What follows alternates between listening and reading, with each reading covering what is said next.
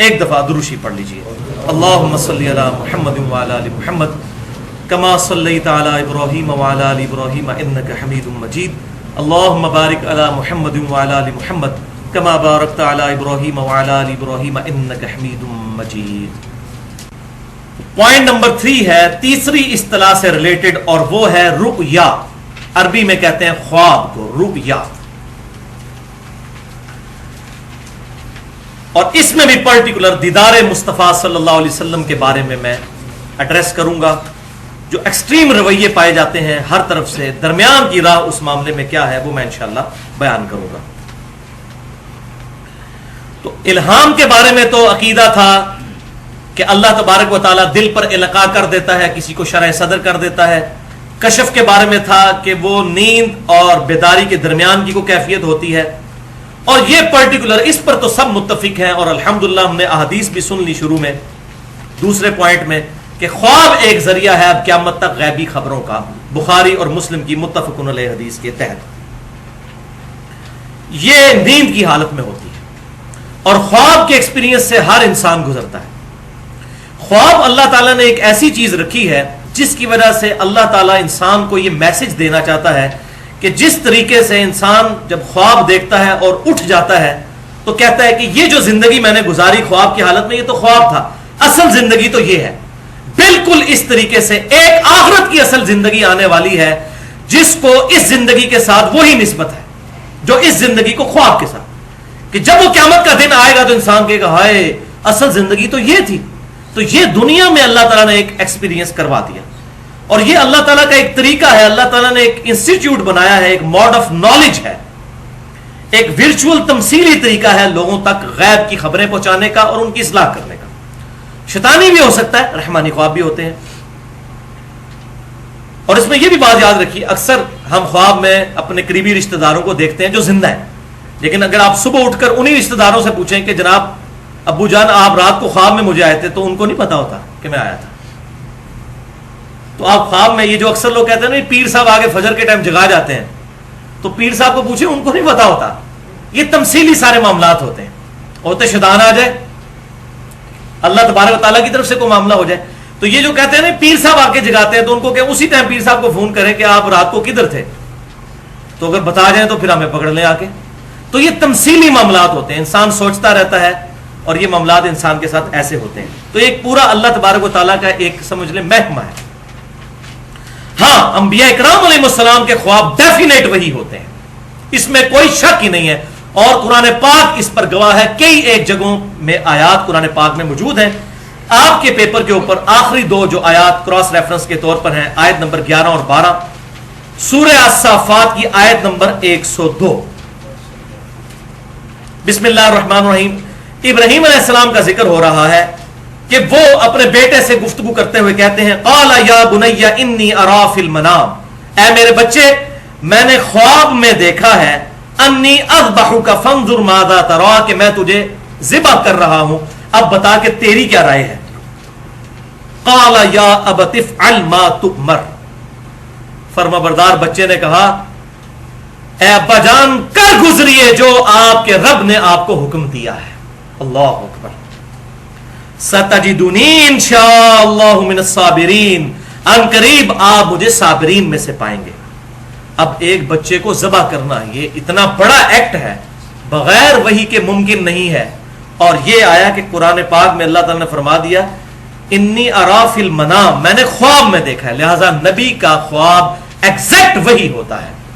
لہذا جو ہمارے پیغمبر صلی اللہ علیہ وسلم نے جامعہ ترمذی کا میں نے حوالہ دیا 3235 نمبر حدیث جو بالکل صحیح حدیث ہے، جسے امام بخاری نے بھی توثیق کی، امام ترمذی نے بھی توثیق کی، شیخ البانی نے بھی توثیق کی، شیخ زبیر علی زئی صاحب نے بھی توثیق کی کہ نبی صلی اللہ علیہ وسلم نے خواب میں اللہ کو دیکھا. تو وہ بالکل وحی الہی. دوسرا ہمارے پیغمبر صلی اللہ علیہ وسلم کے بارے میں یہ سورہ الفتح کی آیت نمبر ہے 27. لقد صدق اللہ رسولہ الرؤیا بالحق، بے شک اللہ تعالیٰ نے سچا کر دکھایا اپنے رسول کا خواب کہ بے شک تم ضرور داخل ہوگے مسجد حرام میں امن کی حالت میں. یہ نبی صلی اللہ علیہ وسلم کو خواب دکھایا گیا تھا اور وہی ہوا. صلح حدیبیہ کے موقع پر تو نہ جا سکے، لیکن اس سے اگلے سال اللہ تعالیٰ نے 3 दिन के लिए मक्का शरीफ कुफार मक्का ने छोड़ दिया और सहाबा इकराम ने और नबी सल्लल्लाहु अलैहि वसल्लम ने अल्लाह ताला के इज़्न से वहां पर जाकर उम्रा अदा किया और वो ख्वाब सच्चा कर दिखाया। अब यहां पर बड़ी अहम बात कि खत्म नबूवत के बाद अब क़यामत तक के लिए सिर्फ एक जरिया है गैबी खबरों का, और वो है ख्वाब। इकलौती शक्ल जो मैं पहले हदीस बयान कर चुका सही बुखारी से, इंटरनेशनल नंबर के मुताबिक 6990 के नबूवत की खबरों में से अब सिर्फ ख्वाब बाकी हैं, मुबशरात बाकी हैं, और फिर फरमाया ये ख्वाब है। दूसरी हदीस सही बुखारी और सही मुस्लिम की मुत्तफक़ुन अलैह हदीस है कि मोमिन का ख्वाब नबूवत की खबरों का 46वां हिस्सा है। मोमिन का ख्वाब, अंबिया का तो ख्वाब है ही है, मोमिन का ख्वाब भी। इस ख्वाब के जरिए अल्लाह ताला मुस्तकबिल की खबर भी दे सकता है और दीन का कोई मसला भी बता सकता है, लेकिन उसमें ख्वाब हुज्जत नहीं होंगे, किताब व सुन्नत पर पेश किया जाएगा। मुस्तकबिल की खबर किसी को ख्वाब में दिखाई जा सकती है, लेकिन वो जब तक खबर वाकई ना हो जाए कोई कह नहीं सकता कि ये बात ठीक थी, वो होने के बाद पता चलेगा। मिसाल के तौर पे मैं आपको अपना पर्सनल एक वाकया बताता हूं। अगस्त 2005 की बात है, यानी तकरीबन 8 से समझ लें 7-8 साल पहले की, कि मैंने ख्वाब में देखा कि अल्लाह ताला ने मुझे एक बेटी दी है और मुझे वो उसकी शक्ल भी पूरा फीचर्स दिखाए गए ख्वाब में, अगस्त 2005 में। और उसके फिर 4 महीने के बाद 3 दिसंबर 2005 को अल्लाह ताला ने मुझे अल्हम्दुलिल्लाह बेटी की दौलत से नवाजा, और एग्जैक्ट वही शक्ल थी जो मैंने 4 महीने पहले ख्वाब में देखी थी। अब वो जब तक वाकया ना हो जाता, मैंने बेटी देखी थी, बेटा पैदा हो जाता, तो मेरा ख्वाब गलत होता, और फिर शक्ल भी वही। तो इस चीज से अब कंफर्म हो गया कि ये गैबी खबर थी। इस तरह आपके साथ भी कई मामलात हुए होंगे, लेकिन दीन के मामलात जो हैं वो अगर ख्वाब में ऐसे मामलात हों, वो हक हो सकते हैं, लेकिन उनको किताब व सुन्नत पर पेश किया जाएगा। ऐसा नहीं है कि किताब व सुन्नत के बगैर किसी की जाती इंटरप्रिटेशन मान ली जाए। सही बुखारी और सही मुस्लिम की मुत्तफक़ुन अलैह हदीस है कि अच्छे ख्वाब अल्लाह की तरफ से हैं और बुरे ख्वाब शैतान की तरफ से हैं। जब तुम में से कोई अच्छा ख्वाब देखे तो अल्लाह का शुक्र अदा करे और पसंदीदा शख्स से बयान करे, यानी जो उससे जेलस ना होता हो उसको बयान करे। और जो कोई नापसंदीदा ख्वाब देखे तो इसका जिक्र किसी से ना करे, अल्लाह के हुजूर पनाह तलब करे और अपने बाईं तरफ 3 दफा थूक दे। फिजिकली नहीं थूकना, बस इसी तरह यूं कर देना। और बुखारी और मुस्लिम में इसी कॉन्टेक्स्ट में मोहम्मद बिन सीरीन ताबई, जो इमाम हनीफा रहमतुल्लाह अलैह के उस्ताद हैं और 70 सहाबा की उन्होंने सोबत की, अल मुतवफ़ा 110 हिजरी, उनका कौल मौजूद है। वो फरमाते हैं कि ख्वाब 3 किस्म के हैं, एक अल्लाह की तरफ से, दूसरा शैतान की तरफ से, और तीसरा नफसानी जो ख्यालात हैं। नबी सल्लल्लाहु अलैहि वसल्लम ने फरमाया 2 किस्म, और वो जो नफसानी ख्यालात हैं वो बेसिकली शैतानी ख्वाब ही होते हैं, क्योंकि ये नफ्स में भी शैतान ही फूंके मारता है। तो ये इंटरप्रिटेशन बड़ी जबरदस्त है इब्ने सीरीन की, मुझे बड़ी पसंद आई, क्योंकि अक्सर औक़ात जो इंसान दिन में सोचता रहता है और उसके मुतालिक ख्वाब भी बाज़ औक़ात इंसान को आ जाता है। इमाम बुखारी रहमतुल्लाह अलैह ने एक पूरा बाब बांधा है, पूरा चैप्टर है किताबुत ताबीर के नाम से, जिसमें 60 अहादीस हैं ख्वाबों और उसकी ताबीर से मुतालिक। और इमाम मुस्लिम की किताब में भी किताबुर रुया एक चैप्टर है जिसमें 42 अहादीस है। और बुखारी और मुस्लिम की तकरीबन सारी अहादीस ही मुत्तफक़ुन अलैह है, सवाए इक्का दुक्का के, ख्वाबों के पॉइंट ऑफ व्यू से, अल्हम्दुलिल्लाह। और उन्हीं चैप्टर्स में हुजूर सल्लल्लाहु अलैहि वसल्लम के कई ख्वाब मौजूद हैं, और आप सल्लल्लाहु अलैहि वसल्लम जो सहाबा को ख्वाबों की ताबीर फरमाया करते थे। सही बुखारी में हदीस है, फजर की नमाज के बाद आप सल्लल्लाहु अलैहि वसल्लम पूछा करते थे, किसी ने ख्वाब देखा है, फिर उस ख्वाब की ताबीर भी बयान फरमाया करते थे। वो सारी चीजें मौजूद हैं, लेकिन अभी टाइम नहीं कि मैं उनको बयान करूं। तो नबी सल्लल्लाहु अलैहि वसल्लम ने कई ख्वाब खुद भी देखे, सहाबा के ख्वाबों की ताबीरें भी इरशाद फरमाई। एक तो मैंने ख्वाब बता दिया, वो दीदार वाला, इसके अलावा कई एक ख्वाब हैं जो कभी टाइम मिला तो उस पर पूरा लेक्चर दिया जा सकता है। बुखारी और मुस्लिम की 100 हदीसें तकरीबन बन जाती हैं ख्वाबों के ऊपर। यहां पर मैं एक बात बता दूं कि मोहम्मद बिन सीरीन ताबी रहमतुल्लाह अलैह, अल मुतवफ़ा 110 हिजरी, उनके बारे में एक किताब मशहूर है जो बाजार में मिलती है, किताबुत ताबीर के नाम से, ताबीरुर रुया के नाम से। वो जाली किताब है, वो मोहम्मद बिन सीरीन से साबित ही नहीं है सही सनद के साथ। اس میں کئی باتیں ٹھیک لکھی ہوئی ہیں، وہ احادیث بخاری اور مسلم میں موجود ہے، میں یہ نہیں کہہ رہا کہ اس میں جو کچھ لکھا ہے وہ غلط ہے، لیکن جو ان کے حوالے سے کچھ تشریحات ہیں ان کی اتھینٹسٹی ان تک نہیں ثابت ہوئی۔ اب آ جائیے بھائیوں اس بات کی طرف کہ کیا خواب میں امام کائنات سید الاولین والآخرین شفیع المذنبین رحمت للعالمین سیدنا و مولانا امام اعظم محمد رسول اللہ صلی اللہ علیہ وسلم کی زیارت ہو سکتی ہے یا نہیں؟ اس میں 2 حدیثیں ہیں جن کو میں ڈسکس کروں گا اور پھر ہمارا یہ لیکچر مکمل ہو جائے گا۔ بالکل زیارت ہو سکتی ہے۔ پہلی حدیث صحیح بخاری اور مسلم کی متفق علیہ حدیث ہے۔ صحیح بخاری میں انٹرنیشنل نمبرنگ کے مطابق 6996 اور 110 اور صحیح مسلم میں 5919 کہ آپ صلی اللہ علیہ وسلم نے فرمایا جس شخص نے مجھے خواب میں دیکھا تو بے شک اس نے مجھی کو دیکھا، شیطان میری شکل کی مثال اختیار نہیں کر سکتا۔ میری شکل میں جس نے مجھے دیکھا اس نے مجھی کو دیکھا، میری شکل کو شیطان اختیار نہیں کر سکتا۔ یعنی اللہ تعالیٰ جب بھی دکھائے گا نبی صلی اللہ علیہ وسلم کو تو نبی صلی اللہ علیہ وسلم کو ہی دکھایا جا رہا ہوگا، یہ نہیں ہوگا کہ شیطان آپ صلی اللہ علیہ وسلم کی ایگزیکٹ شکل اڈاپٹ کر کے خواب میں آ جائے۔ یہ بہت بڑا پروٹوکول آپ صلی اللہ علیہ وسلم کو دیا گیا۔ اب اس پہ پنڈولم کی 2 ایکسٹریمز ہیں۔ ایک ایکسٹریم پہ وہ لوگ ہیں جو ان خوابوں کی بنیاد کے اوپر آئے دن خواب بیان کرتے ہیں، ہمارے فلاں بزرگ نے دیکھ لیا خواب اور یہ ہو گیا وہ ہو گیا، ان کو قرآن و سنت سے بات بتائیں وہ کہتے ہیں نہیں ہم نے خواب دیکھ لیا، وہ قرآن کو بھی نہیں مانتے پھر سنت کو بھی انکار کر دیتے ہیں ان خوابوں کی بنیاد پہ۔ یہ ایک ایکسٹریم پہ لوگ ہیں۔ دوسری ایکسٹریم پہ وہ لوگ ہیں جو لوگ کیٹاگوریکل ڈینائی کر دیتے ہیں نہیں جی صحابہ کے علاوہ تو نبی صلی اللہ علیہ وسلم کو خواب میں کوئی دیکھ ہی نہیں سکتا کیونکہ حضور کی شکل کا صرف صحابہ کو پتا تھا۔ تو بھائیو اگر یہ بات ہوتی تو حضور خود بتا کے جاتے یہ صرف صحابہ کے لیے حدیث ہے، قیامت تک کسی اور کے لیے نہیں ہے۔ تو یہ بھی انٹرپریٹیشن بالکل غلط ہے۔ حق بات پینڈولم کی 2 ایکسٹریمز کے درمیان ہے کہ نبی صلی اللہ علیہ وسلم کو دیکھا جا سکتا ہے، قیامت تک کوئی امتی بھی دیکھ سکتا ہے، لیکن اس شکل مبارک میں جو احادیث کے ذریعے ہم تک ٹرانسفر ہوئی ہے، اگر وہ شکل مبارک ہوگی تو آپ صلی اللہ علیہ وسلم کو دیکھا جا سکتا ہے۔ اور اس کی کئی ایک مثالیں موجود ہیں احادیث کی کتابوں میں، یہ تاریخ کی یا بزرگوں کی لکھی ہوئی کتابیں نہیں ہیں۔ 5 مثالیں میں بیان کر دیتا ہوں تاکہ ہمارا ایمان تازہ ہو جائے اس حوالے سے۔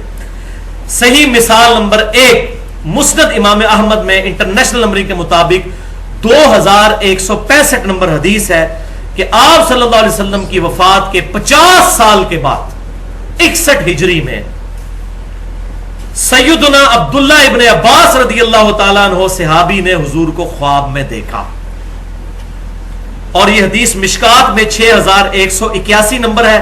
شیخ البانی بھی اسے صحیح کہتے ہیں، شیخ زبیر علی زئی صاحب نے بھی اس پر صحت کا حکم لگایا، پوری امت اس کو نقل کرتی ہے یہ الحمدللہ۔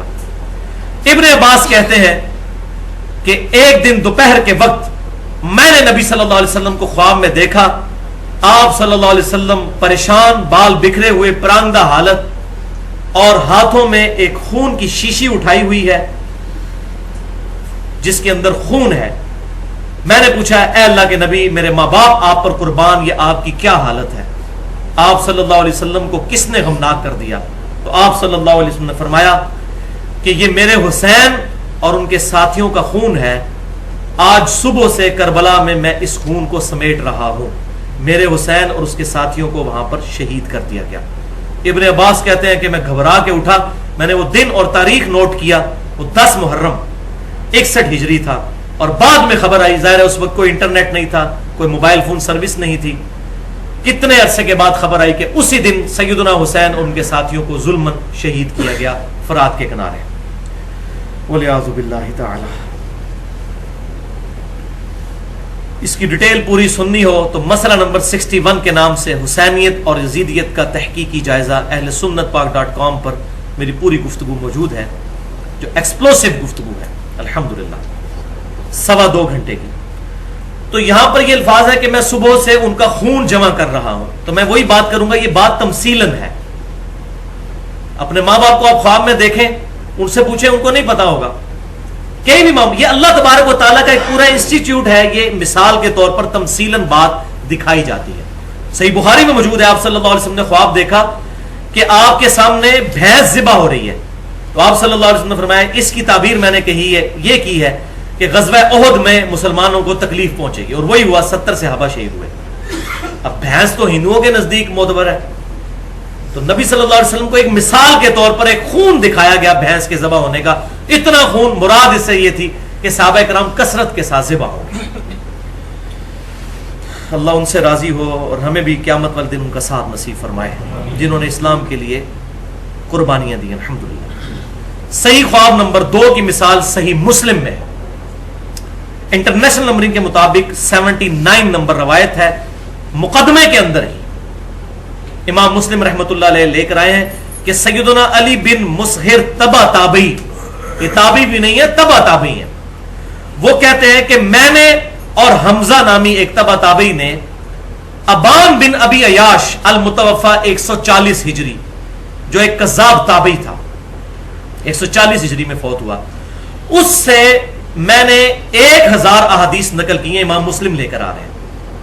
وہ کہتے ہیں بعد میں اپنے کلاس فیلو جب حمزہ کو ملا تو میں نے اس سے ذکر کیا کہ ہم نے اس سے جو احادیث نقل کی، تو حمزہ نے بتایا کہ بھائی میرے، مجھے نبی صلی اللہ علیہ وسلم کی خواب میں زیارت ہوئی اور میں نے ابان بن ابی عیاش سے سنی ہوئی 1000 حدیثیں حضور کے سامنے زبانی پڑھی خواب میں، حضور نے صرف 5 یا 6 حدیثوں کی تصدیق کی، باقی سب کے بارے میں فرمایا یہ میری حدیثیں نہیں ہیں۔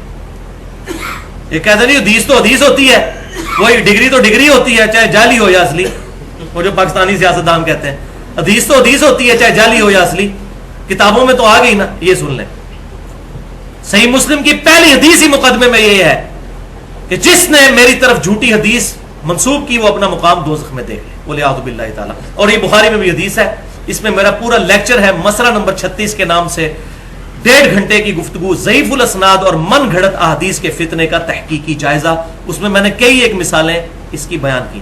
یہ ابان بن ابی عیاش وہی راوی ہے، یہ وہی خبیث ہے جس کو اہل سنت اور اہل تشیع دونوں کذاب کہتے ہیں، اور پھر وہی ہمارے اہل تشیع میں سے رافضی جو ہیں وہ اسی کی روایت پیش کرتے ہیں، جی سیدنا عمر نے حضرت فاطمہ کے گھر کو آگ لگا دی تھی، ولیعوذ باللہ تعالی۔ اس حدیث میں بھی راوی یہ ابان ہے، یہ وہ خبیث راوی ہے، کذاب، جھوٹا، ابان بن ابی عیاش۔ تیسری مثال خواب کی، سنن نبی داؤد میں انٹرنیشنل نمبر کے مطابق 5077 نمبر، سنن ابن ماجہ میں 3867 اور سنن نسائی الکبریٰ کے اندر بھی موجود ہے 9855۔ حماد تابعی کہتے ہیں کہ میں نے ابو عیاش رضی اللہ تعالیٰ عنہ سے ایک حدیث سنی، اور یہ ریفرنس الحمدللہ ہمارے اذکار والے کارڈ پہ بھی موجود ہے، صبح شام کے جو اذکار والا کارڈ ہے اہل سنت پاک.com پہ وہ رکھا ہوا ہے۔ کہتے ہیں میں نے حدیث سنی ابو عیاش رضی اللہ تعالیٰ عنہ سے، حماد تابعی کہتے ہیں کہ آپ صلی اللہ علیہ وسلم نے فرمایا، جس شخص نے صبح کے وقت ایک دفعہ پڑھ لیا لا الہ الا اللہ وحدہ لا شریک لہ لہ الملک ولہ الحمد وہو علی کل شیء قدیر، تو شام تک اللہ تعالیٰ اس کی شیطان سے حفاظت فرمائے گا، نمبر 1۔ نمبر 2، اس کو ایک غلام آزاد کرنے کا، اور وہ بھی اسماعیل علیہ السلام کی اولاد سے، ثواب عطا فرمائے گا۔ نمبر 3، اس کے 10 درجات بلند کر دے گا۔ نمبر 4، اس کے 10 گناہوں کو معاف کر دے گا، اور نمبر 5، اسے 10 نیکیاں عطا فرمائے گا۔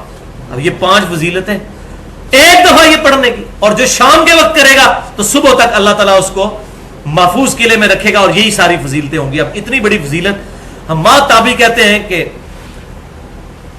نبی صلی اللہ علیہ وسلم کی مجھے زیارت ہوئی تو میں نے کہا یا رسول اللہ یہ آپ کی حدیث ہے، مجھے کنفرم کر دیجئے۔ دیکھیں ان لوگوں کو ہمیشہ نیکیوں کی فکر ہوتی تھی کہ اتنی بڑی فضیلت ہے، یہ حدیث صحیح ہے یا ضعیف ہے؟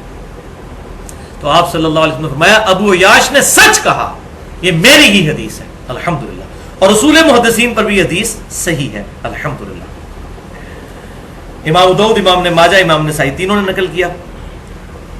چوتھی مثال صحیح خواب کی، مسند امام احمد میں 3410 نمبر حدیث، اور شمائل ترمذی جو امام ترمذی کی ہے انٹرنیشنل نمبر کے مطابق 412 نمبر، جو میں نے داڑھی والے لیکچر میں بھی بیان کی کہ یزید الفارسی تابعی جو تھے، یہ وہ یزید ابن معاویہ نہیں ہے، یہ ایک تابعی ہیں جو مصحف لکھا کرتے تھے، قرآن کے کاتب تھے، ابن عباس کے شاگرد ہیں، اور ابن عباس سے انہوں نے کئی احادیث نقل کی ہیں۔ وہ کہتے ہیں کہ ایک رات میں نے خواب میں نبی صلی اللہ علیہ وسلم کی زیارت کی، اور آ کے اپنا خواب پھر ابن عباس سے بیان کیا۔ شمائل ترمذی کا جو آخری چیپٹر ہے خواب میں حضور کو دیکھنے کا بیان، اس میں یہ 412 نمبر حدیث ہے. 417 ٹوٹل حدیث ہیں، 412 نمبر یہ ہے، اور مسند امام احمد میں بھی موجود ہے.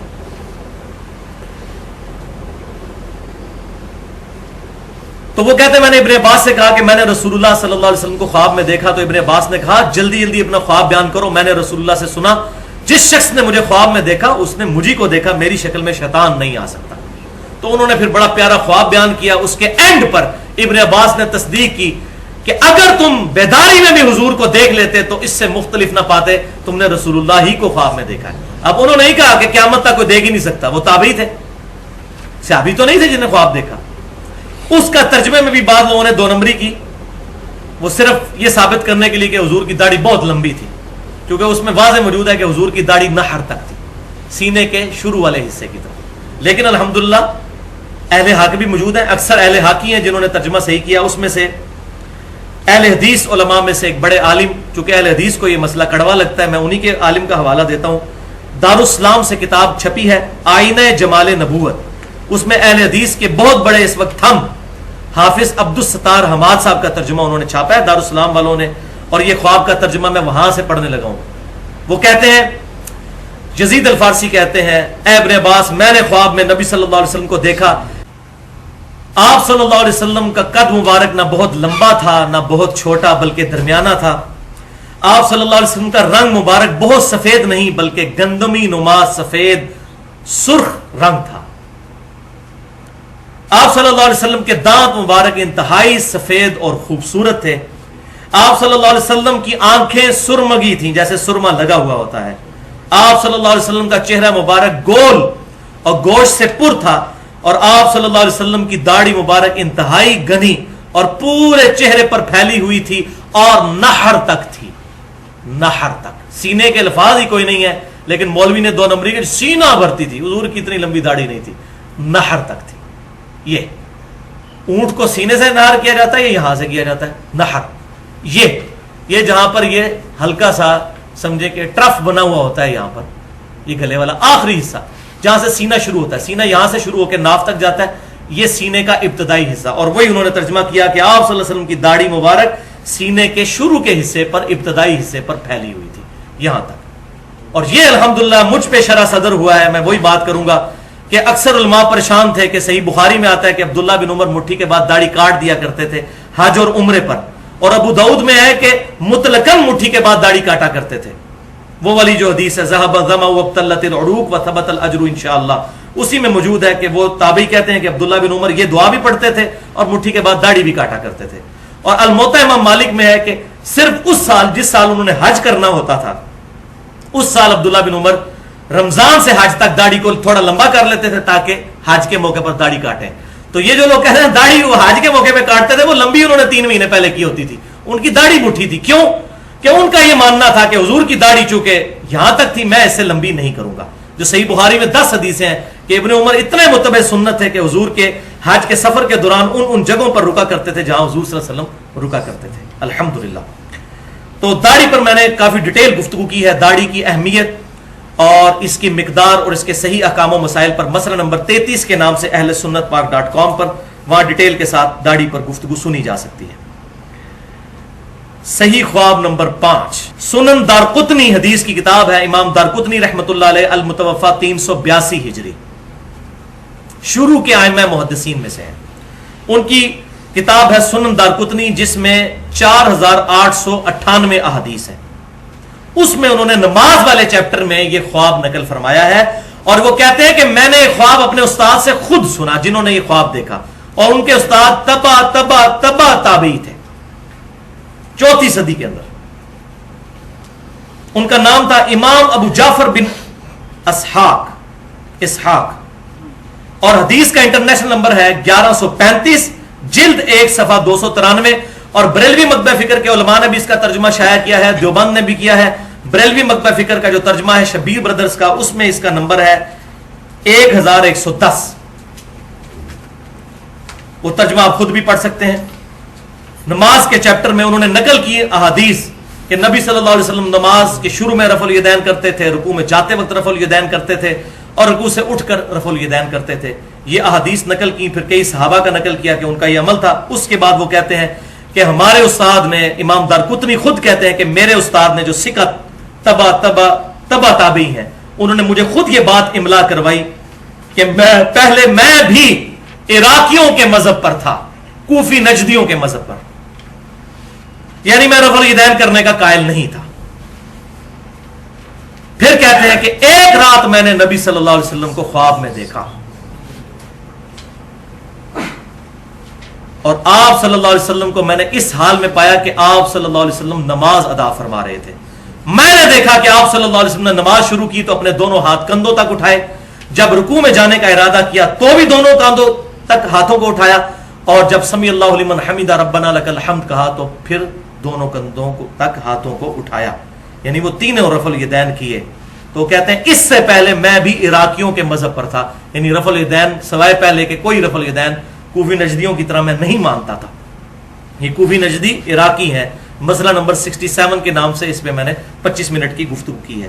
تو الحمدللہ یہ خواب، اب یہ جو لوگ کہتے ہیں نا ہمارے بزرگوں نے خواب دیکھے، ان کو کہیں یہ خواب بھی پھر مانے کہ وہ تو ہے ہی آپ کے حنفی عالم تھے، وہ کوفے کے مذہب کے اوپر تھے اور انہوں نے پھر رفع الیدین شروع کر دیا الحمدللہ یہ خواب دیکھنے کے بعد. لیکن یہ اپنے بزرگوں میں مانیں گے. دوسری حدیث صحیح بخاری اور صحیح مسلم کی جو میں نے کہا تھا بیان کروں گا، اور اس کی تشریح بڑی ضروری ہے. بخاری میں 6993 اور صحیح مسلم میں 5920 کہ نبی صلی اللہ علیہ وسلم نے فرمایا جس شخص نے مجھے خواب میں دیکھا اس نے مجھی کو دیکھا، میری شکل میں شیطان خواب میں نہیں آ سکتا، اور جس نے مجھے خواب میں دیکھا ان قریب بیداری میں بھی میری زیارت کرے گا انشاءاللہ. اب یہ جو آخری حصہ ہے یہ ہے اس میں یونیک کہ بیداری میں میری زیارت کرے گا. اب اس میں کہتے ہیں جی وہ بیداری میں کی ہے جی. دیکھیں جی امام سیوطی نے 82 دفعہ نبی صلی اللہ علیہ وسلم کو بیداری میں دیکھا. عبد الوہاب شورانی صاحب لکھتے ہیں المنن الکبریٰ میں کہ میں نے پوری صحیح بخاری مصر میں بیٹھ کے حضور سے خود پڑھی ہے، اور یہ 973 ہجری میں فوت ہوئے، حضور کی وفات کے 900 سال کے بعد کہہ رہے ہیں مجھے حضور صلی اللہ علیہ وسلم بخاری شریف پڑھاتے تھے. اور بخاری شریف اگر حضور سے پڑھی ہے تو اس میں تو موجود ہے کہ یہ سارا معاملات ختم ہو چکے ہیں، خواب کے علاوہ کوئی غیبی ذریعہ ہی نہیں ہے. اگر بخاری شریف واقعی حضور سے پڑھی ہوتی تو یہ معاملات اس طریقے سے ان کے عقیدے ہوتے عبد الوہاب شرانی کے اور سیوطی کے. تو کہتے ہیں کہ جی ہم نے سبکن یہ سارے معاملات حضور سے خود سیکھے. تو بھائیو اس پورشن کی تشریح کے ان قریب مجھے بیداری میں دیکھے گا، ایک شرح اس کی یہ ہے کہ جس نے حضور صلی اللہ علیہ وسلم کے مبارک زمانے میں یہ خواب دیکھی، حضور صلی اللہ علیہ وسلم کو خواب میں دیکھا، اور کئی ایک صحابہ کے ساتھ ایسے معاملات ہوئے کہ ان سے جانوروں نے کلام کیا کہ وہاں پر پیغمبر مبعوث ہو چکے ہیں اور وہ لوگ آ کر اسلام انہوں نے قبول کیا. کئی ایک اللہ تعالیٰ کی طرف سے معجزات ہوئے، تو ان کو صحابیت کا شرف حاصل ہوگا جنہوں نے حضور کے زمانے میں حضور صلی اللہ علیہ وسلم کو خواب میں دیکھا. بیداری میں بھی حضور کے ساتھ وہ صحبت کا شرف حاصل کر لیں گے. ایک تشریح یہ ہو سکتی ہے. دوسری ان قریب یعنی قیامت میں مجھے دیکھ لے گا. اب کوئی جی قیامت تو بڑی دور ہے، نہیں بھائی. صحیح مسلم کے اندر حدیث ہے کہ آپ صلی اللہ علیہ وسلم جب بھی تقریر شروع کرتے تھے تو یہ خطبہ پڑھتے تھے جو میں پڑھتا ہوں، اما بعد فإن خیر الحدیث کتاب اللہ وخیر الہدی ہدی محمد صلی اللہ علیہ وسلم وشر الامور محدثاتها، یہ والا خطبہ کتاب الجمعہ چیپٹر صحیح مسلم. اس کے بعد آپ صلی اللہ علیہ وسلم فرمایا کرتے تھے میں اور قیامت اس طرح ساتھ بھیجے گئے ہیں جیسے یہ دو انگلیاں. اب یہ تو ساتھ ساتھ ہے. تو ان قریب مجھے دیکھ لے گا یعنی قیامت میں حوض کوثر پہ انشاءاللہ زیارت ہوگی، پل صراط پہ زیارت ہوگی، میزان عمل پہ انشاءاللہ زیارت ہوگی، شفاعت بھی انشاءاللہ نصیب ہوگی انشاءاللہ. اب یہ عقیدہ اگر کوئی کہتا ہے جی وہ آپ صلی اللہ علیہ وسلم بیداری میں دنیا میں تشریف لے آتے ہیں، تو وہ میں نے پہلے بتا دیا سورۃ الانبیاء کی آیت نمبر 95 ہے کہ جو دنیا سے چلا گیا اب قیامت تک دنیا میں واپس نہیں آئے گا. آپ صلی اللہ علیہ وسلم کا جسم مبارک مدینہ شریف کی قبر میں ہے اور روح مبارک جنت الفردوس میں ہے، اور اس روح اور جسم کا ایک تعلق ہے جو برزخی ہے، جو حیات النبی کا مسئلہ میں نے مسئلہ نمبر 5 کے نام سے اہل سنت پاک.com پر اپلوڈ ہے. نہ بالکل ہم برزخی معاملات کو مانتے ہیں نہ بالکل دنیاوی معاملات کو، درمیان کا ایک معاملہ ہے جو میں نے اس میں حق بات بیان کی ہے الحمدللہ، جو دراصل برزخی ہی ہے. تو شیطان آپ صلی اللہ علیہ وسلم کی شکل تو اختیار نہیں کر سکتا، لیکن کسی اور شکل میں آ کے جھوٹ بول سکتا ہے کہ میں تمہارا پیغمبر ہوں. اور یہ میں اپنی طرف سے نہیں شرح کر رہا، اس پہ سارے لوگ متفق ہیں، بریلوی، دیوبندی، اہل حدیث، اہل تشیع، ان کی کتابوں میں بھی یہ بات لکھی ہوئی ہے. بلکہ بیداری میں غلام احمد قادیانی نے دعویٰ کر دیا تھا میں ذل محمد ہوں، کیا تھا نا دعویٰ، والعیاذ باللہ تعالی۔ مجھے کئی لوگ ملے ہیں جنہوں نے یہ بات کی جی ہم نے نبی صلی اللہ علیہ وسلم کو کلین شیو دیکھا ہے اور ڈرتے ڈرتے خواب بیان کیا ہے۔ تو میں نے کہا کہ آپ صلی اللہ علیہ وسلم کو نہیں دیکھا، آپ نے شیطان کو دیکھا ہے۔ وہ کہتے ہیں جی ہمیں خواب میں بتایا گیا۔ اب ان کو اس حدیث کی شرح نہیں آتی تھی۔ ایک تبلیغی جماعت کے بھائی ملے، بوڑھے، ریٹائرڈ ایئر فورس سے، مجھے کہنے لگے جی میں نے کئی سال پہلے آپ صلی اللہ علیہ وسلم کو خواب میں دیکھا تو میں پھر تبلیغی جماعت میں آ گیا۔ میں نے کہا جی آپ نے کیا دیکھا؟ تو کہنے لگے جی سفید داڑھی، سفید پگڑی، سفید کپڑے، وہ جو ہمارا ایک کنسیپٹ ہے۔ میں نے کہا انا للہ و انا الیہ راجعون، مجھے لگتا ہے آپ نے شیطان کو خواب میں دیکھا۔ وہ کہنے لگا جی حدیث ہے۔ میں نے کہا الحمدللہ حدیث تو ہم ماننے والے ہیں، لیکن اس میں ہے کہ میری شکل میں۔ تو بھائی بخاری اور مسلم کی متفق علیہ حدیث ہے، انس ابن مالک جنہوں نے 10 سال حضور کو وضو کروایا، وہ کہتے ہیں کہ وفات کے وقت اگر میں حضور صلی اللہ علیہ وسلم کے بال مبارک سر اور داڑھی کے ملا کے بھی گنتا تو 20 سے زیادہ سفید نہیں تھے، 20 سے زیادہ میرے سفید ہیں سر کے۔ اور حضور صلی اللہ علیہ وسلم کا معجزہ تھا کہ آپ کی داڑھی مبارک سیاہ تھی، صرف یہ کنپٹی پہ اکا دکا بال اور یہ بچی پہ، باقی پوری داڑھی مبارک کالی تھی، 20 سے زیادہ بال سفید نہیں۔ تو سفید داڑھی میں نبی صلی اللہ علیہ وسلم کو کیسے خواب میں دیکھ لیا؟ تو آپ صلی اللہ علیہ وسلم کو نہیں دیکھا۔ تو یہ میں جو کہہ رہا ہوں کہ یہ ہماری شرح نہیں، شروع سے صحیح بخاری میں جو شرح لکھی گئی سب سے بیسٹ، جس کو بریلوی، دیوبندی، اہل حدیث، اہل سنت کے لوانے والے تینوں گروہ مانتے ہیں، فتح الباری ابن حجر اسقلانی رحمۃ اللہ علیہ المتوفى 852 ہجری، ان کی لکھی ہوئی ہے صحیح بخاری کی شرح۔ اس میں انہوں نے لکھا ابن سیرین رحمۃ اللہ علیہ کا قول صحیح سند کے ساتھ کہ ان کو جب بھی کوئی آگے بتاتا تھا کہ میں نے نبی صلی اللہ علیہ وسلم کی خواب میں زیارت کی، تو وہ کہتے تھے پہلے نشانیاں بتاؤ تم نے حضور کو کس طرح دیکھا۔ وہ کہتا تھا یہ دیکھا۔ اگر وہ نشانیاں احادیث کے ساتھ میچ کرتی تھی وہ توثیق کرتے تھے، اور اگر میچ نہیں کرتی تھی وہ کہتے تھے تم نے نبی صلی اللہ علیہ وسلم کو خواب میں نہیں دیکھا۔ اور یہ امام حنیفہ کے استاد ہیں ابن سیرین المتوفى 110 ہجری، تابعی ہیں۔ تو یہ اکثر لوگ شیطانی خواب دیکھتے ہیں اور پھر بیان بھی کرتے ہیں۔ ایک خواب جو میں نے مسئلہ نمبر 71B میں شیطانی خواب بیان کیا تھا، کشف المحجوب میں موجود ہے، بریلوی اور دیوبندی دونوں ترجمہ اس کا چھاپ رہے ہیں۔ امام حنیفہ کے چیپٹر میں موجود ہے کہ امام حنیفہ رحمۃ اللہ علیہ کی طرف یہ جھوٹا خواب، شیطانی خواب منسوب کر دیا، کیونکہ ان کی کوئی کتاب نہیں جس سے ہم یہ پرکھ سکیں۔ امام حنیفہ کہتے ہیں میں نے خواب میں دیکھا کہ میں نبی صلی اللہ علیہ وسلم کی قبر مبارک کھود کے اس میں سے حضور کی ہڈیاں جمع کر رہا ہوں، والعیاذ باللہ۔ یہ ہمیں کہتے ہیں یا تو نبی کا عقیدہ نہیں مانتے، یہ نہیں مانتے۔ آپ صلی اللہ علیہ وسلم کا جسم مبارک بالکل صحیح حالت میں موجود ہے، یہ مسلمانوں کا اجماعی عقیدہ ہے، اس پہ کئی احادیث موجود ہیں الحمدللہ۔ تو جی بعد میں ابن سیرین سے پوچھا، دیکھا ابن سیرین کو وہاں فٹ کیا انہوں نے، ان کو پتا تھا ابن سیرین جو ہے وہ ان کے استاد ہیں، وہی ابن سیرین۔ ابن سیرین سے کہا استاد جی میں نے خواب دیکھی ہے، تو تابعین نے کہا جی بیٹا پریشانی کی کوئی بات نہیں ہے، تم حضور کی سنتیں جمع کرو گے۔ پریشانی کی بات تو ہے بھائی، حضور کی سنتیں جمع کرنی تھی تو اللہ تعالیٰ یہ خواب دکھاتا کہ وہ دیکھ رہے ہیں کہ حضور کے برتن سمیٹ رہے ہیں، آپ سے ان کے کپڑے مبارک اکٹھے کر رہے ہیں، آپ کی چیزیں جمع کی جاتی، ہڈیاں، والعیاذ باللہ تعالی، والعیاذ باللہ تعالی۔ اس کے بعد میں کہتا ہوں جس میں ایمان کی اتنی سی بھی رتی موجود ہے نا، وہ کشف المحجوب کو نہیں چھاپے گا، اور جس کا مرشد نہ ہوئے وہ کتاب پڑھ لے، اے جناب پڑھے، جس کو مرشد نہ ملے وہ یہ کتاب پڑھ لے۔ اسی طریقے سے نور الدین زنگی والا واقعہ آپ نے اکثر سنا ہوگا، وہ یہودی تھے، نبی صلی اللہ علیہ وسلم کا جسم مبارک قبر سے نکالنا چاہتے تھے، تو آپ صلی اللہ علیہ وسلم نور الدین زنگی کو خواب میں آئے اور کہا کہ جی پہنچ، والعیاذ باللہ تعالی۔ اگر یہی معاملات ہونے ہوتے بھائیوں، تو جب یزید نے مسجد نبوی میں 3 دن تک گھوڑے باندھے تھے اور وہ مسجد نبوی میں لید بھی کرتے رہے واقعہ حرہ کے دوران، اس وقت نبی صلی اللہ علیہ وسلم نے کسی کو کیوں نہیں بلایا؟ دنیا بقدر ایفٹ ہے، دنیا میں یزید کے دور کے اندر صحیح مسلم میں موجود ہے، خانہ کعبہ کو اس نے آگ بھی لگائی، شہید کر دیا، حجاج ابن یوسف نے دوسری دفعہ کیا، لیکن وہ لشکر ابابیل والا ابرہ کے لیے آیا، ان کے لیے نہیں آیا۔ یہ اللہ کا معاملہ ہے کب یہ معاملات کرے۔ تو نبی صلی اللہ علیہ وسلم کے جسم مبارک کی حفاظت کے لیے آپ صلی اللہ علیہ وسلم کو کسی، تو اب پھر اس میں یہ بول دوں ان کے والے عقیدے سے کہ حضور نے وہ امتیوں سے مدد مانگ لی تو امتی حضور کے مشکل کشا ہوئے، معاذ اللہ استغفر اللہ، تو یہ جھوٹا واقعہ، اس کی کوئی سند نہیں ہے۔ اس بندے نے واقعہ بیان کیا ہے سمہوتی نے، وہ 10ویں صدی ہجری کا بندہ ہے، 9ویں کے بالکل اینڈ پہ پیدا ہوا، 10ویں میں فوت ہوا 911 ہجری میں، اور اس نے جو یہ واقعہ بیان کیا وہ اپنے سے بھی تقریباً 300-400 سال پہلے کا واقعہ، اور سند کوئی بیان نہیں کیا، یہ بے سند واقعہ ہے۔ میں ساری جماعتوں کے ساتھ رہوں، سب لوگ تھوک کے حساب سے اس طرح کے خواب بیان کرتے ہیں۔ آپ دعوت اسلامی میں یہ سبز پگڑیوں والی جماعت میں چلے جائیں، انہوں نے پوری کتابیں چھاپی ہوئی ہیں دعوت اسلامی کی بہاریں، اس میں اتنے واقعات ہیں کہ جی نبی صلی اللہ علیہ وسلم ملتان اجتماع میں آئے اور ساروں کے لیے بشارت فرمائی کہ سب بخشے گئے جتنے اجتماع میں آئے، اور سارے کہتے ہیں سبحان اللہ. ٹھیک ہے جی. اچھا، تذکرہ صدر الشریعہ، مفتی امجد علی صاحب کے اوپر ایک کتاب لکھی ہے الیاس قادری صاحب نے، جنہوں نے بہار شریعت لکھی، مفتی امجد علی احمد بریلوی صاحب کے خلیفہ، ان پر لکھی ہے کہ ان کی اس کتاب کے اندر ایک بزرگ کا واقعہ لکھا کہ وہ بزرگ بیمار ہو گئے تو 40 دن تک حضور صلی اللہ علیہ وسلم اس بزرگ کی شکل میں آ کے ان کے شاگردوں کو جو ہے وہ پڑھاتے رہے. یعنی اب حضور کہہ رہے ہیں میری شکل میں شیطان نہیں آ سکتا، اس بزرگ کی شکل میں جب آئیں گے، نبی صلی اللہ علیہ وسلم کی شکل مبارک سے بڑھ کے کس کی شکل خوبصورت ہو سکتی ہے؟ وہ کسی امتی کی شکل میں آئیں گے. وہ شیطان ہی آیا تھا اصل میں، اگر آیا تھا تو اس قسم کے واقعات لکھتے ہیں.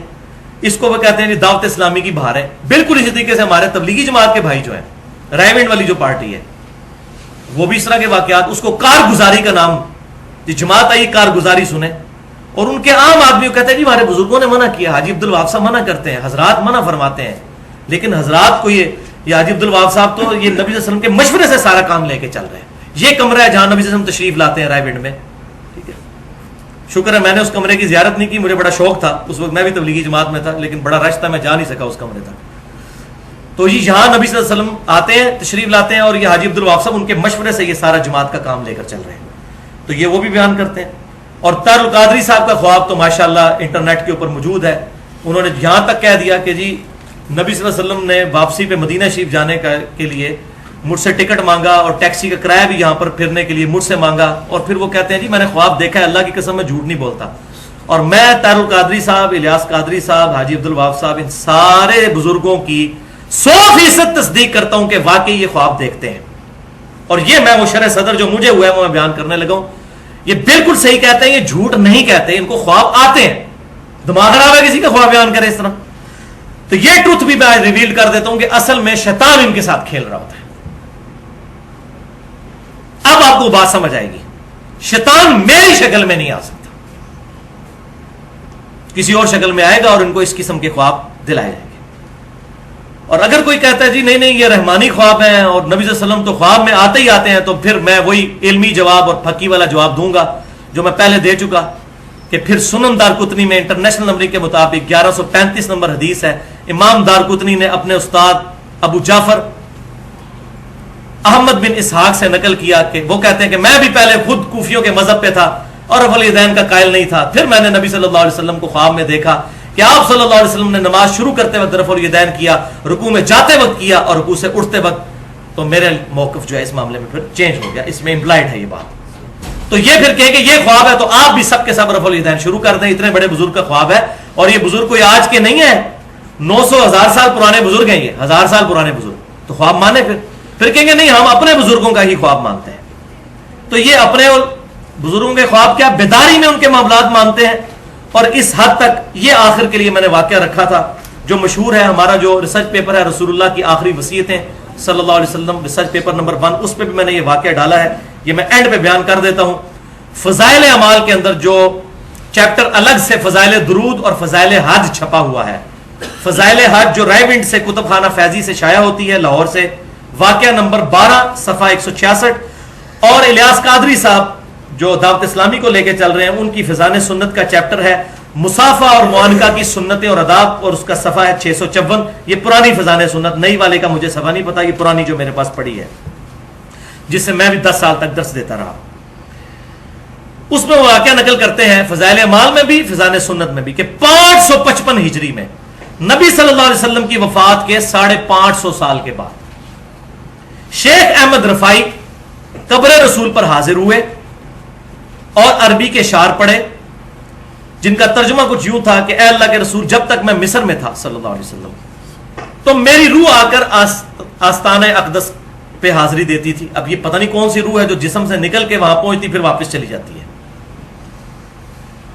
اب میں خود آیا ہوں، آپ صلی اللہ علیہ وسلم اپنا ہاتھ مبارک قبر سے باہر نکالیے، میں اس کو بوسہ دینا چاہتا ہوں. تو شیخ زکریا صاحب لکھتے ہیں 90,000 لوگوں کی موجودگی میں، یعنی بیداری میں.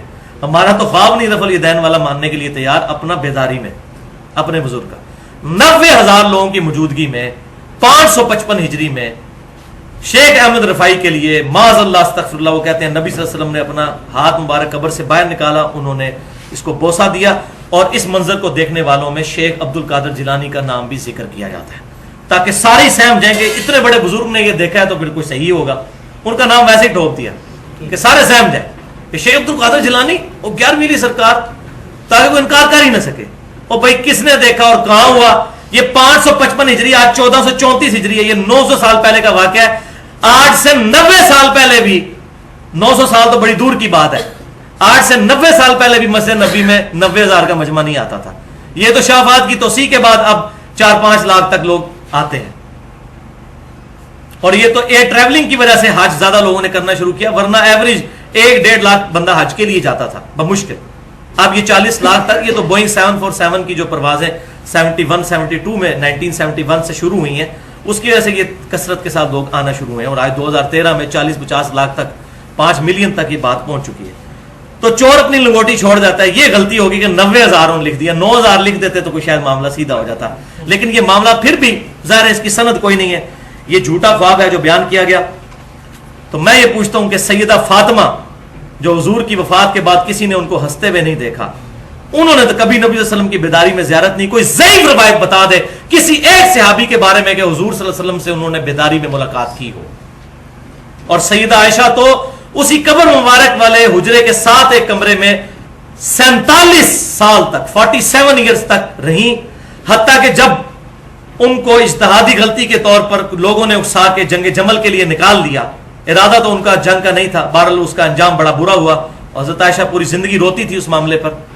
اس میں میرا پورا لیکچر بھی موجود ہے، مسئلہ نمبر 55B کے نام سے، حدیث قرطاس کے اوپر، اس میں نے کچھ چیزیں بیان بھی کی ہیں۔ سیدہ عائشہ کو حضور صلی اللہ علیہ وسلم نے قبر مبارک سے ہاتھ رکار کر نہیں روکا کہ عائشہ مت جاؤ، بعد میں جو انہوں نے رونا تھا اسی وقت روک لیتے۔ حضرت عائشہ نے کبھی نہیں کہا میری ملاقات ہوئی، حضور کی لاڈلی بیوی تھی رضی اللہ تعالی عنہ۔ ہمارا عقیدہ کیا ہے؟ الحمدللہ وہ ہے صحیح بخاری میں انٹرنیشنل نمبرنگ کے مطابق 1010 نمبر حدیث، کتاب الاستسقاء چیپٹر میں، جو میں نے اسی رسول اللہ کی آخری وصیتوں والے ریسرچ پیپر پہ بھی ڈالی ہوئی ہے، کہ سیدنا عمر فاروق رضی اللہ تعالیٰ عنہ کے مبارک دور میں جب کبھی قحط پڑ جاتا تو عباس ابن عبد المطلب کو وہ لے کر آتے، اللہ کی حضور پیش کرتے اور کہتے اے اللہ جب تک تیرے محبوب صلی اللہ علیہ وسلم ہم میں موجود تھے ہم ان کے ذریعے سے تیری طرف توسل اختیار کرتے تھے، یعنی ان کی دعا کی برکت سے تو ہم پر بارش نازل فرما دیتا تھا، اب تیرے نبی کی وفات کے بعد ان کے چچا کو لے کر آئے ہیں۔ انس ابن مالک کہتے ہیں ان کی دعا کی برکت سے اللہ تعالیٰ بارش نظر فرما دیتا۔